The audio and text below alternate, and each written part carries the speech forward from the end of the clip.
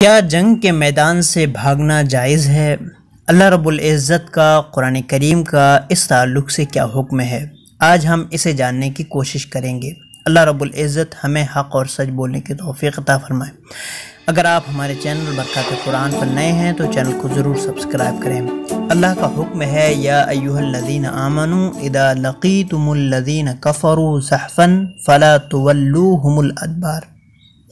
اے ایمان والو، جب کافروں کے لشکر سے تمہارا مقابلہ ہو تو ان سے پیٹھ نہ پھیرو، یعنی جب کافروں سے تمہارا مقابلہ ہو، جنگ کے میدان میں ہو، تو تم ان کو پیٹھ دکھا کر نہ بھاگو، میدان چھوڑ کر نہ بھاگو، اس لیے کہ یہ بہت بڑا گناہ ہے۔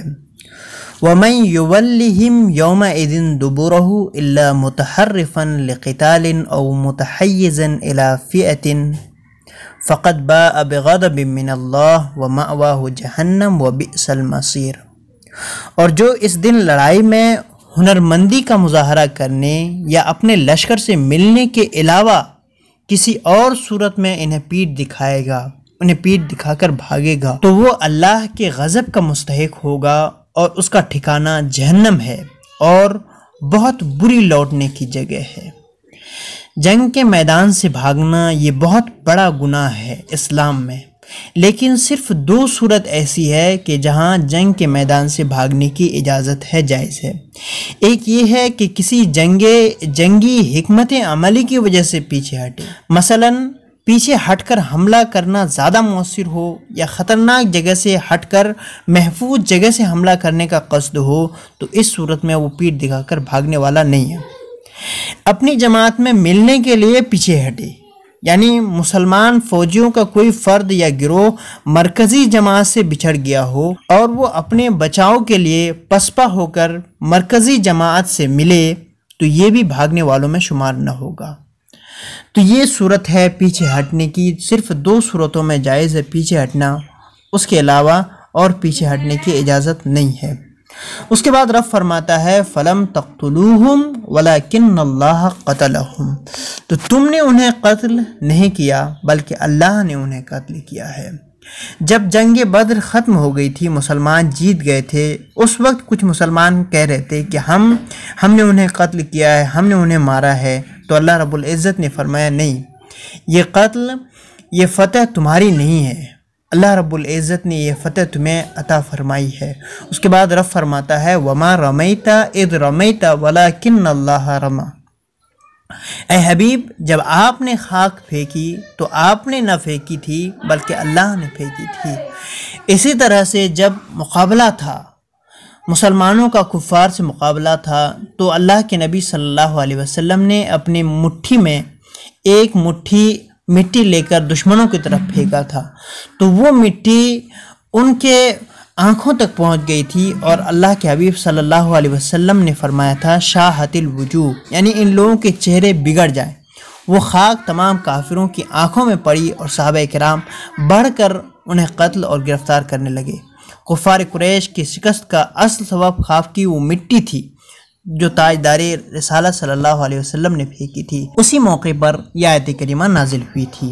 اعلیٰ حضرت امام احمد رضا خان فاضل بریلوی نے اس تعلق سے ایک شعر ارشاد فرمایا، بہت اچھا ہے۔ فرماتے ہیں میں تیرے ہاتھوں کے صدقے کیسی کنکریاں تھی وہ، جن سے اتنے کافروں کا دفعتاً منہ پھر گیا۔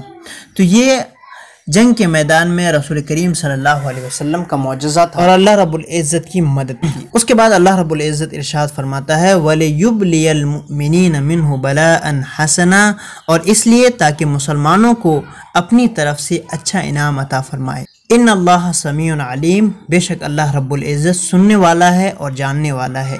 ذالکم وَأَنَّ اللَّهَ مُوهِنُ كَيْدِ الْكَافِرِينَ، یہ تو تم اس کا حقدار ہو، یہ تمہارے لیے ہے۔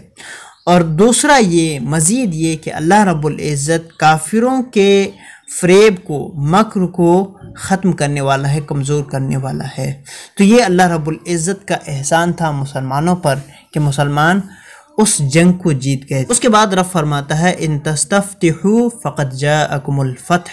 اس آیت کی شان نزول یہ ہے کہ جب ابو جہل اپنے 1000 کے لشکر کو لے کر مکے سے نکل رہا تھا تو انہوں نے اللہ رب العزت سے دعا کی تھی کہ اے اللہ اگر ہم حق پر ہیں تو ہمیں فتح عطا فرما، اور اگر وہ حق پر ہیں تو انہیں فتح عطا فرما۔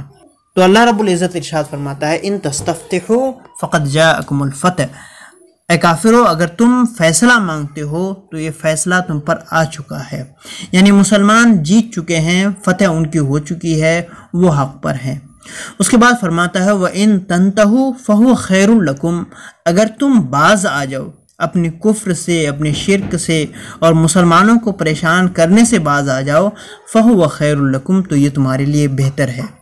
وَإِن تَعُودُوا نَعُودْ، اور اگر تم دوبارہ وہی کام کرو، کفر اور شرک پر ڈٹے رہو، مسلمانوں کو پریشان کرتے رہو، تو اللہ فرماتا ہے پھر ہم وہی کریں گے، تمہیں شکست دیں گے۔ وَلَن تُغْنِيَ عَنْكُمْ فِئَتُكُمْ شَيْئًا وَلَوْ كَثُرَتْ، اور تمہارا گروہ تمہیں کوئی فائدہ نہ دے گا اگرچہ بہت زیادہ ہو۔ اللہ رب العزت نے یہاں پہ وارننگ دے دی ہے کفاروں کو کہ اگر تمہارے گروہ کتنے ہی زیادہ ہو، اگر تم کفر اور شرک پر ڈٹے رہو گے تو اللہ رب العزت تمہارے منصوبوں کو فیل کرتا رہے گا اور تمہارا گروہ تمہیں کوئی فائدہ نہیں دے گا۔